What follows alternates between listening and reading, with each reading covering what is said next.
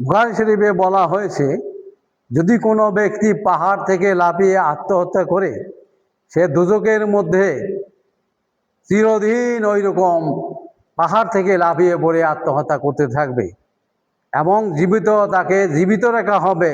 কিয়ামত জীবিত রাখা হবে, ওই অবস্থায় সে নিজেকে নিজে শাস্তি দিতে থাকবে।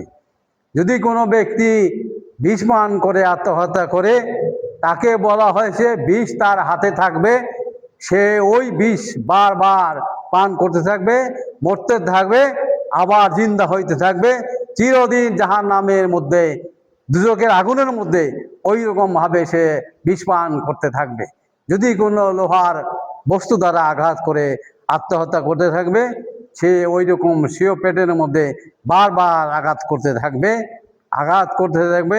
ওই রকমভাবে জাহান্নামের মধ্যে তাকে চিরদিন জীবিত রেখে দেওয়া হবে এবং সে ওইভাবে শাস্তি পেতে থাকবে।